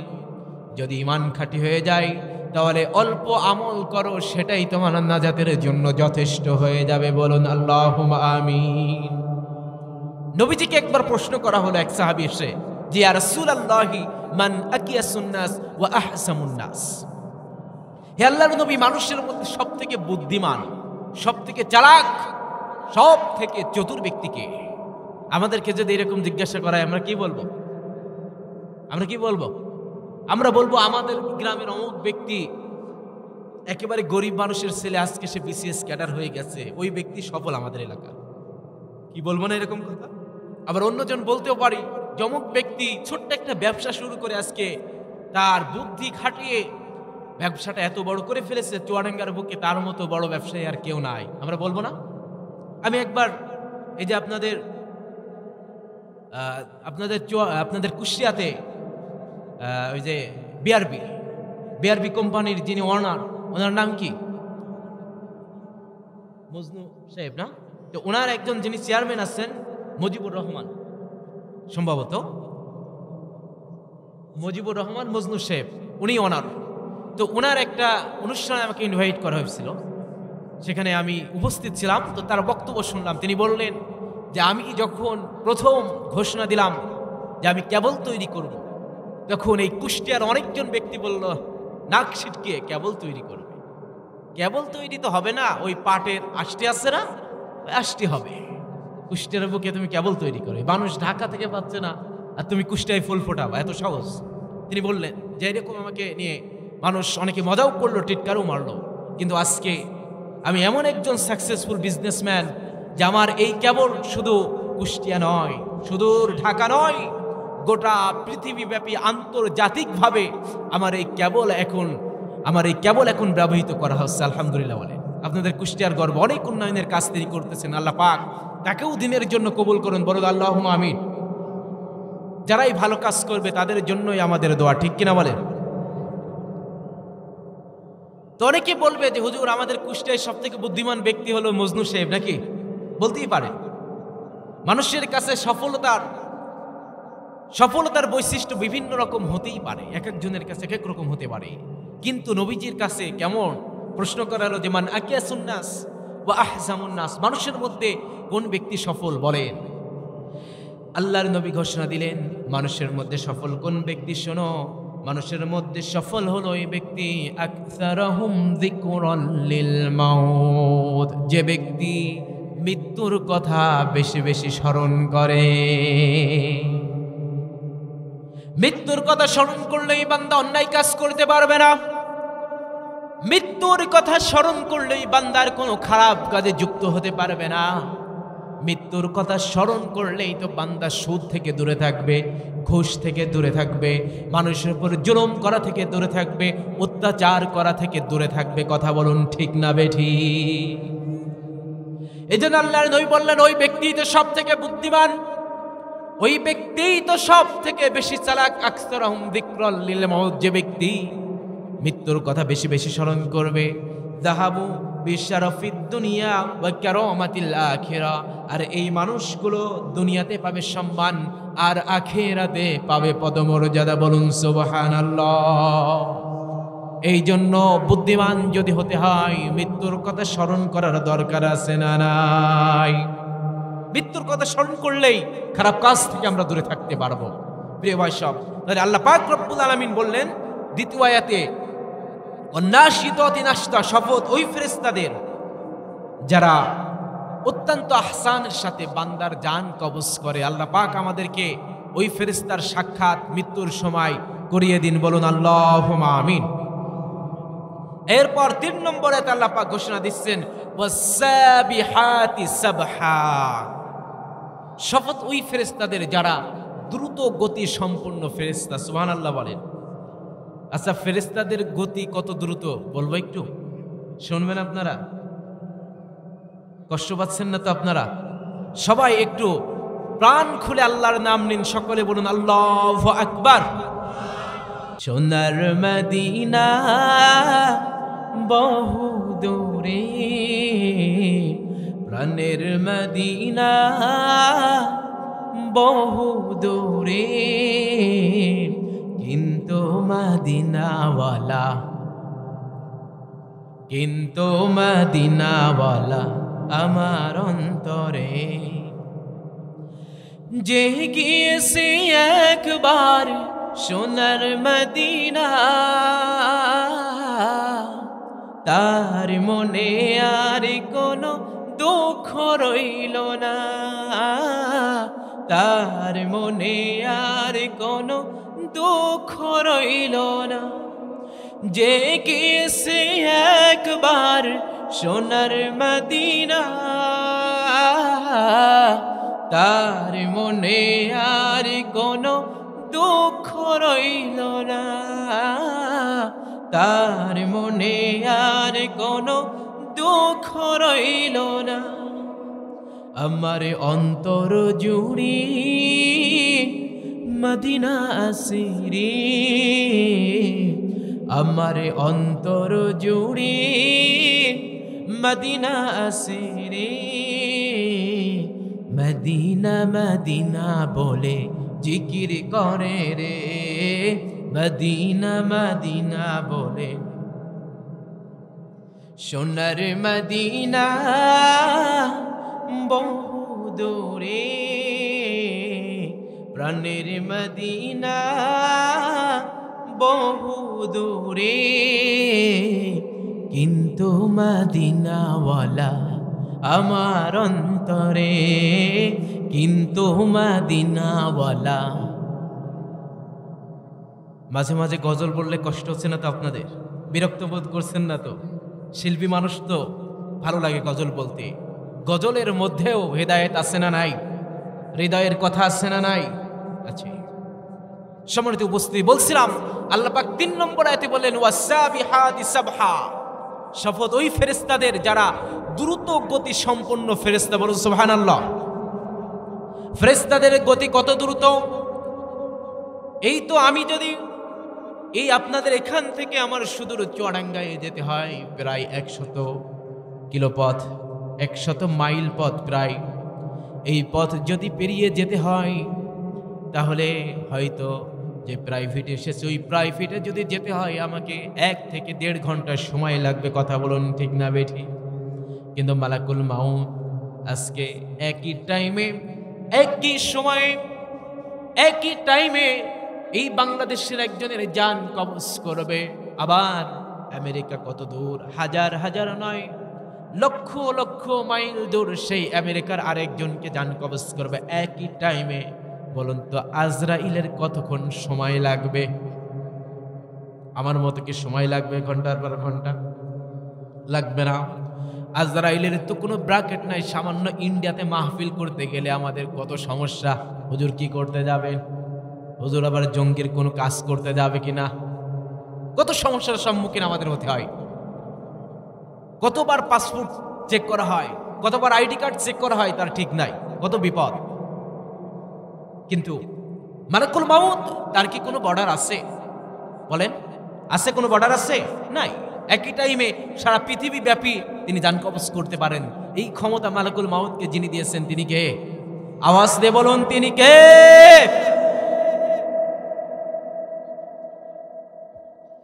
সে আল্লাহ বললেন ফেরেশতাদের কসম, যেই ফেরেশতারা দ্রুত গতি সম্পন্ন হযরতে সুলাইমান আলাইহিস সালামের নাম আপনারা কি শুনেছেন নাকি? সুলাইমান নবীর নাম কি আপনারা শুনেছেন নাকি? কি পাওয়ারফুল নেতা, কি পাওয়ারফুল নবী ছিলেন। আমরা তো সামান্য বাংলাদেশ, এই বাংলাদেশের ছোট্ট একটা এলাকার নেতা হতে পারলেই নিজেকে হাম কি করেঙ্গা আছে না নাই, কি অহংকার। কিন্তু সুলাইমান আলাইহিস সালামকে আল্লাহ রাব্বুল আলামিন কি পাওয়ার দিলেন, কি ক্ষমতা দিয়েছিলেন। হযরত সুলাইমান আলাইহিস সালাম গোটা পৃথিবী শাসন করেছেন, চিন্তাও করতে পারবেন না। জো বাইডেন তো দূরের কথা, বর্তমান ডোনাল্ড ট্রাম্প গোটা পৃথিবীর মধ্যে আমেরিকার যিনি প্রেসিডেন্ট, প্রাইম মিনিস্টার, এত ক্ষমতা, এত পাওয়ারফুল নেতা কল্পনা করতে পারবেন না। যেটা সায়েন্সের যুগ তো দূরের কথা, অনেক প্রাচীন যুগের কথা, হাজার হাজার বছর আগের কথা। হযরত সুলাইমান আলাইহিস সালামকে আল্লাহ রাব্বুল আলামিন এমন একটি সিংহাসন দান করেছিলেন, যেই সিংহাসন বাতাসের মাধ্যমে চলতো। সুলাইমান নবী শুধু বলতেন অমুক এলাকায় যাব, বলার সঙ্গে সঙ্গে আল্লাহর হুকুমে সুলাইমানকে যিনি সেই অঞ্চলে পৌঁছিয়ে দিতেন। জোরে বলুন তিনি কে? সঙ্গে সঙ্গে সিংহাসন সেখানে উপস্থিত হাজির। কোনো ইঞ্জিন নাই, এরপরে কোনো ড্রাইভারও নাই, শুধু অর্ডার করতে দেরি, অর্ডার পালন করতে কোনো দেরি হয় নাই। সুবহানাল্লাহ বলেন। সেই নবী তিনি তার সংসদ ভবনে বসে আছেন, এক মন্ত্রীর সঙ্গে হঠাৎ সেখানে উপস্থিত হলো একজন ব্যক্তি, মালাকুল মাউত। কে উপস্থিত হয়েছে? মালাকুল মাউত মানুষের রূপ ধারণ করে সুলাইমান আলাইহিস সালামের দরবারে মালাকুল মাউত উপস্থিত হয়ে সুলাইমান আলাইহিস সালামের সঙ্গে অনেকক্ষণ কথা হলো, আলাপ আলোচনা হলো। এক পর্যায়ে মালাকুল মাউত সেখান থেকে বিদায় নিচ্ছেন। তিনি যখন বিদায় নিচ্ছেন, এই সময় ওই মন্ত্রীর দিকে একটু নজর দিলেন, দিয়ে চলে গেলেন। মন্ত্রী খুব ভয় পেয়ে গেছে। ওই মন্ত্রী সুলাইমান আলাইহিস সালামকে বললেন, ও বাদশা সুলাইমান, এই তো কিছুক্ষণ আগে আপনার দরবারে একজন ব্যক্তি হাজির হলো। ওই ব্যক্তি যখন এখান থেকে বিদায় নিল, আমার দিকে আর চোখে এমন ভাবে তাকিয়েছে, আমার অন্তর পর্যন্ত, আমার গোটা কলিজা কেঁপে উঠেছে। আমি এত ভয় পেয়েছি মালাকুল মাউত, আমি এত ভয় পেয়েছি সুলাইমান। হযরত সুলাইমান আলাইহিস সালাম বললেন, ও মন্ত্রী মহোদয় শোনো, এই মুহূর্তে তুমি যে মানুষটিকে দেখলে উনি আসলে কোনো মানুষ নয়, উনি কোনো মানুষ নয়, উনি হলেন মালাকুল মাউত, উনি হলেন আল্লাহর একজন ফেরেশতা সম্মানিত। এবার মন্ত্রী বলতেছে, মালাকুল মাউত, এই জন্যই তো বাদশা সুলাইমান তিনি যখন আমার দিকে আর চোখে তাকালেন, আমার গোটা কলিজাটা যেন কেঁপে উঠেছে। ও বাদশা সুলাইমান, আমার তো বড্ড ভয় লাগে, এত ভয় পেতেছি যেখানে থাকা আমার জন্য অসম্ভব হয়ে যেতেছে। আমি মনে হয় এখানে থাকলে দম বন্ধ হয়ে মারা যেতে পারি। সুতরাং এই মুহূর্তে তুমি এই জায়গা থেকে আমাকে হাজার হাজার মাইল দূরে, লক্ষ লক্ষ মাইল দূরে আমাকে রেখে আসো, হিন্দুস্তানে রেখে আসো। বাতাস তো তোমার গোলামি করে, বাতাস তো তোমার হুকুম মানে, আল্লাহ পাক বাতাসকে তোমার নিয়ন্ত্রণে এনে দিয়েছেন। সুতরাং তুমি বাতাসকে অর্ডার করো, আমাকে যেন লক্ষ লক্ষ মাইল দূরে হিন্দুস্তানে রেখে আসে। বাদশা সুলাইমান এবার কি করলেন?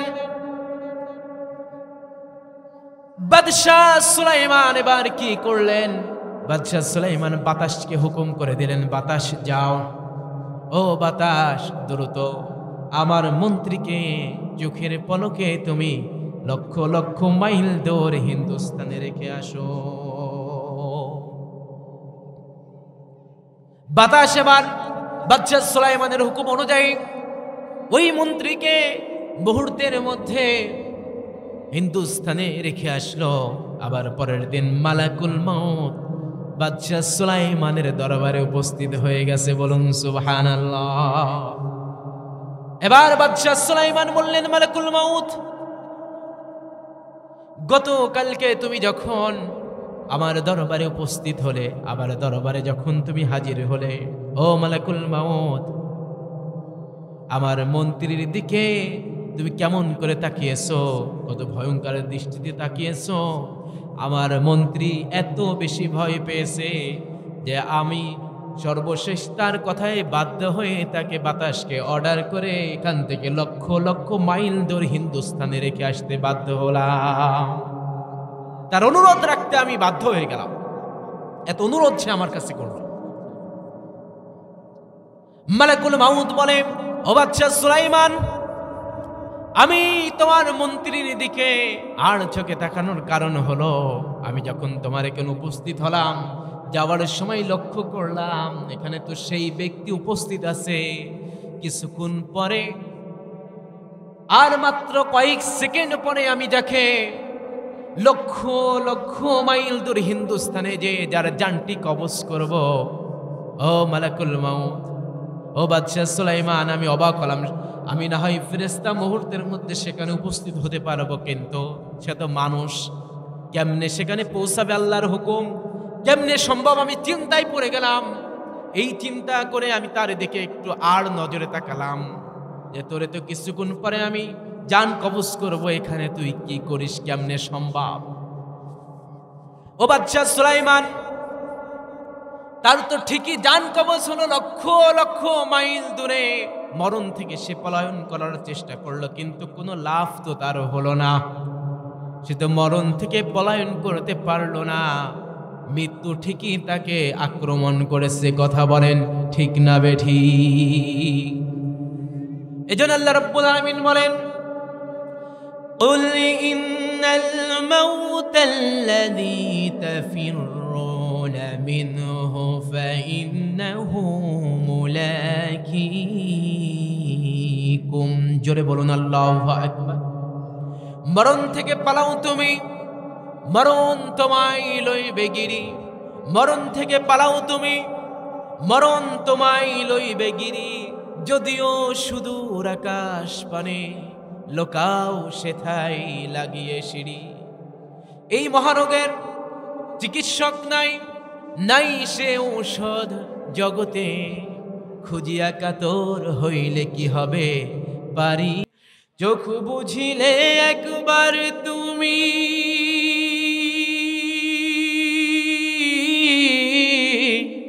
চোখ বুঝিলে একবার তুমি, ফিরা চাইবা না। দুনিয়া থাকার জায়গা না, দুনিয়া থাকার জায়গা না। এই দুনিয়া, দুনিয়া থাকার জায়গা না। সবাই, দুনিয়া থাকার জায়গা না। এই দুনিয়া, দুনিয়া থাকার জায়গা না। আতর সাদা কাপড় দিয়া মোড়াই রাখবে দেহ, হইলে কবর তোমার খবর রাখবে না আর কেহ, রাখবে না আর কেহ। কথা বলুন ঠিক না বেঠি? আতর সাদা কাপড় দিয়া মোড়াই রাখবে দেহ, হইলে কবর তোমার খবর,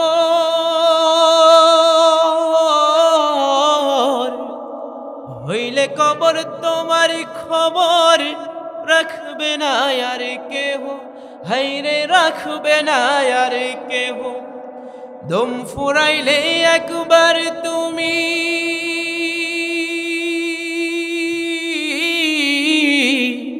দম ফুরাইলে একবার তুমি, ফিরায় আইবা না।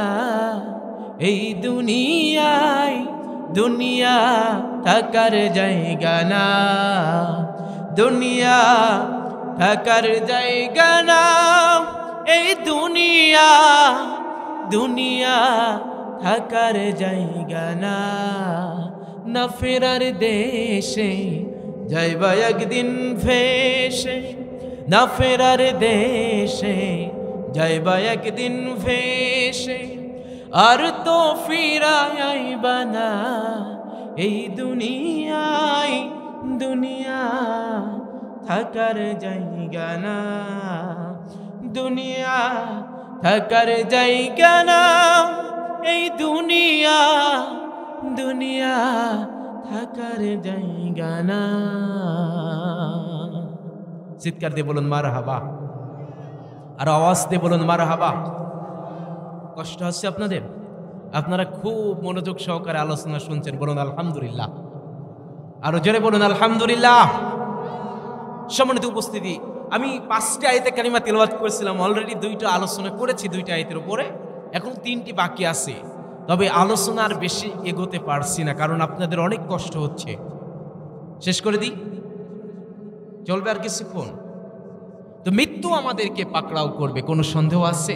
মৃত্যু থেকে পলায়ন করতে পারবো? আচ্ছা, মৃত্যুর আগে যদি কিছু ভালো কাজ আমাদের করতে হয়, কষ্ট হবে? কয়েকটা ভালো কাজের কথা বলি, একটু আওয়াজ দিয়ে বলুন, কয়েকটা ভালো কাজের কথা বলি।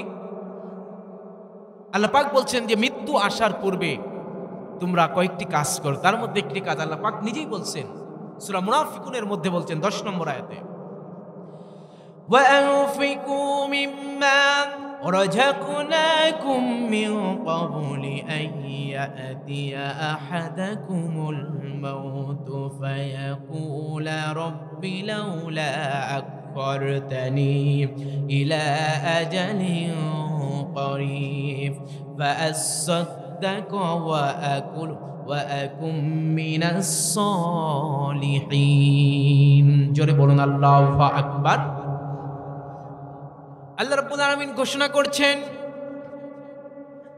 ওয়ানফিকু মিম্মা রাযাকনাকুম মিন ক্বাবল, বান্দা দান করতে থাকো ততক্ষণ, আইয়াতিয়া আহাদাকুমুল মাউতা, মৃত্যু আসবে না তোমার কাছে যতক্ষণ। কার কথা?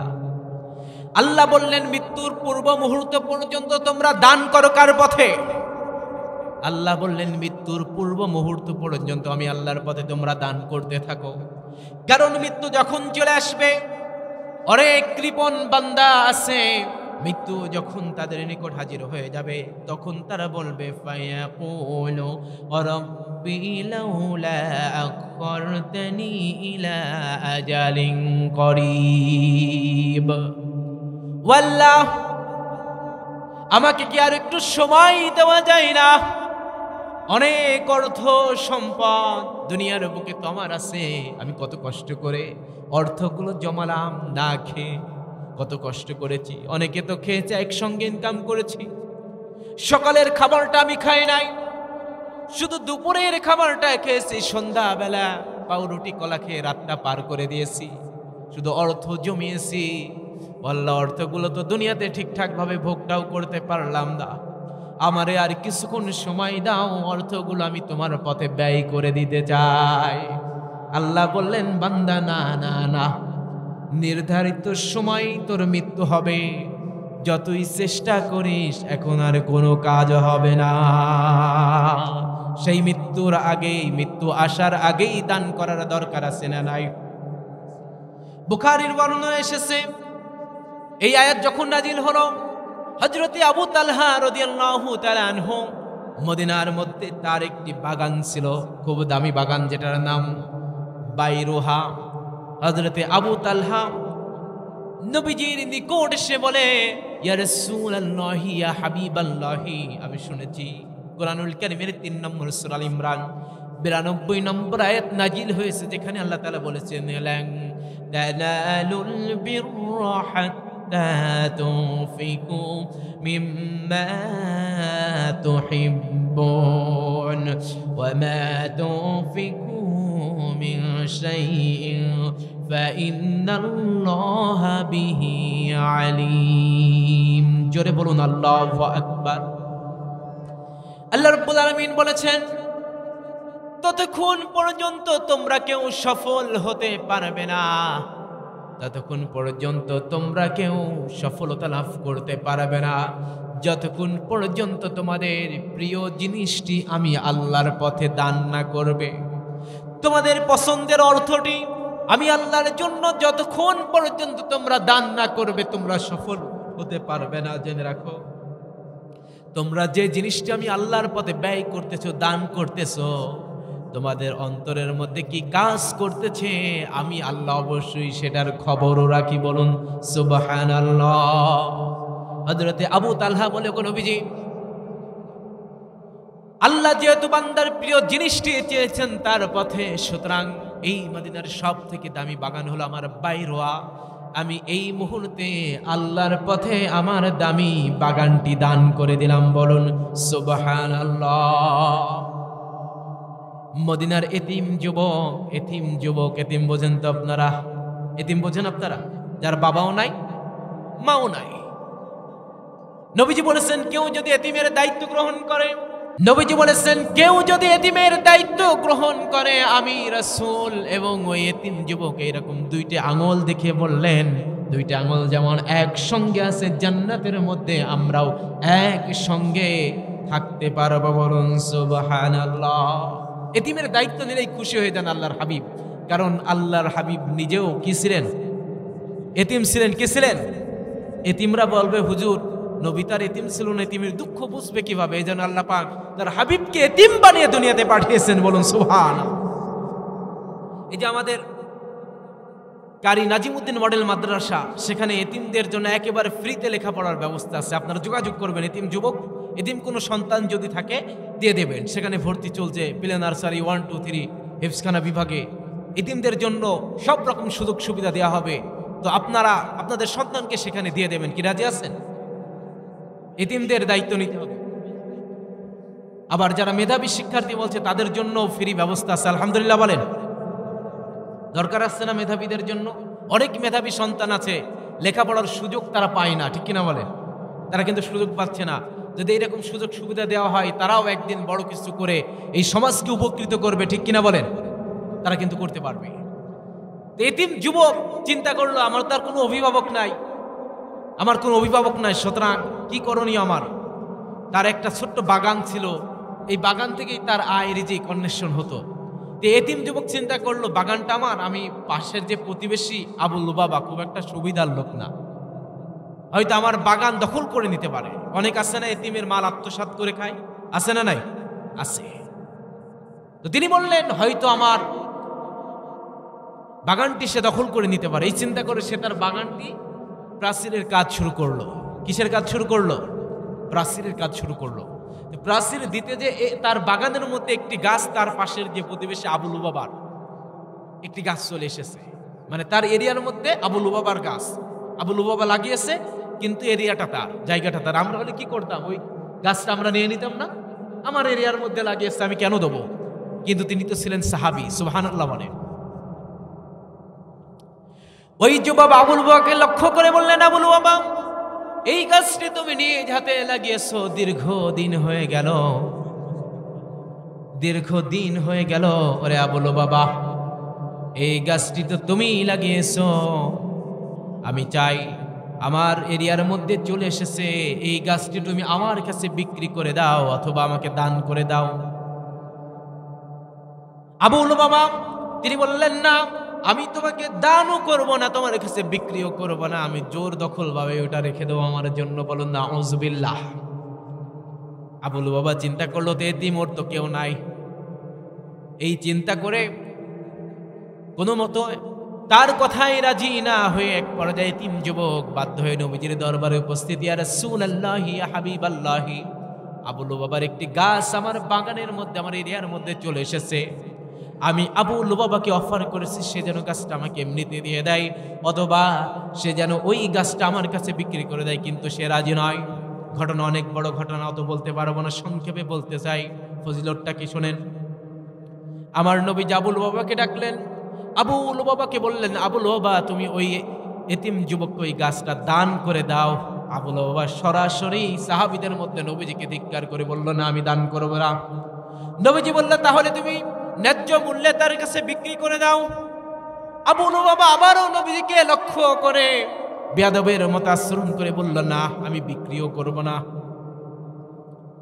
নবীজি এক পর্যায়ে আবু লুবাবাকে অফার করলো, দুনিয়ার কোনো অফার নাই, নবীজি বললেন, আবু লুবাবা রে, তুমি ওই গাছটি আল্লাহর জন্য, আমি রাসূলের জন্য ওই গাছটি যদি এতিম যুবককে দিয়ে দাও, তাহলে আমি নবীজি তোমাকে কথা দিচ্ছি জান্নাতের মধ্যে তোমার জন্য একটি গাছের ব্যবস্থা হয়ে যাবে। আচ্ছা, এই অফার যদি স্বয়ং রাসূল দেয়, কেউ ছাড়তে পারে? পারে? পারে না। কিন্তু আবু লুবাবা, তিনি ছিলেন দুনিয়া লোভী, তিনি এই অফার গ্রহণ করতে পারলেন না। তিনি কি করলেন? তিনি বললেন, না, হবে না। এক পর্যায়ে নবীজির মাথা নিচু হয়ে গেল, কিন্তু সাহাবীরা এটা তো সহ্য করতে পারে না, আল্লাহর নবীর মাথা নিচু হয়ে থাকে, এটা হতেই পারে না। ওর মধ্যে একজন সাহাবী ছিলেন হযরতে আবু দাহদা রাদিয়াল্লাহু তাআলা আনহা। হযরতে আবু দাহদা বললেন, ওগো নবীজি, কিছুক্ষণ আগে আপনি আবু লুবাবাকে যে অফারটি করলেন, ওই অফারটি কি আবু লুবাবার জন্য খাস নাকি আমাদের জন্য আম? আমরাও কি গ্রহণ করতে পারি? নবীজি বললেন, হ্যাঁ, পারো তোমরা চাইলেই। এবার আবু লুবাবাকে আবু দাহদা বললেন, আবু লুবাবা, তুমি তো জানো এই মদিনার মধ্যে আমার একটি অনেক বড় বাগান আছে, যেখানে ওই রকম একটা নাই ৬০০টি খেজুর গাছ আছে, উন্নত জাতের, খুব সুস্বাদু খেজুর হয়, এবং ওই বাগানের মধ্যে সুন্দর একটি বিলাসবহুল বাগান বাড়ি আছে, বাগানের সামনে একটি কূপও আছে।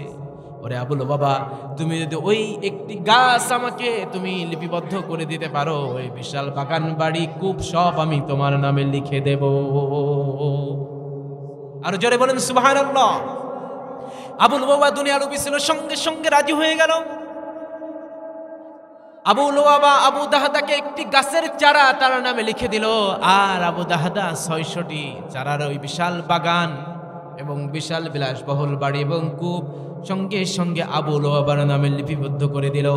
আর নবীজির কাছে যে বলি, ইয়া রাসূলুল্লাহি, ইয়া হাবিবাল্লাহি, এই দেখেন এখন ওই একটি গাছের মালিক আমি, আর ওই একটি গাছ এই মুহূর্তে এতিম যুবককে আমি দান করে দিলাম।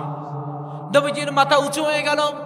আবু দাহদা বলে, ইয়া রাসূলুল্লাহি, ইয়া হাবিবাল্লাহি, এবার বলুন তো দেখি, ওই যে জান্নাতে একটি গাছের অফার আপনি করেছিলেন, আমি কি সত্যি সত্যি জান্নাতে একটি গাছ পেয়ে যাবো নাকি, গাছের মালিক হতে পারবো নাকি? আমার নবীজি এত বেশি খুশি হয়ে গেলেন, এত বেশি আনন্দিত হলেন। আমার নবীজি আবু দাহদাকে লক্ষ্য করে বললেন, কাম মিন ইযকিন রাদাহিন লিআবি দাহদাহি ফিল জান্নাহ। সুবহানাল্লাহ। ওরে আবু দাহদা, আজকে তুমি যে ত্যাগ স্বীকার করেছো, আল্লাহর জন্য তুমি যে দান করেছো, রে আবু দাহদা, আমার আল্লাহ এত খুশি হয়েছেন, তোমার জন্য আল্লাহর জান্নাতের মধ্যে অসংখ্য খেজুরের বাগান অপেক্ষা করতেছে। আরো জোরে বলেন সুবহানাল্লাহ। আমরা কি আল্লাহর জমিনে আল্লাহর দ্বীন প্রতিষ্ঠার জন্য, আল্লাহর কোরআন প্রতিষ্ঠার জন্য এই মাহফিলটা সারা বছর চালিত থাক আমরা চাই কি চাই না?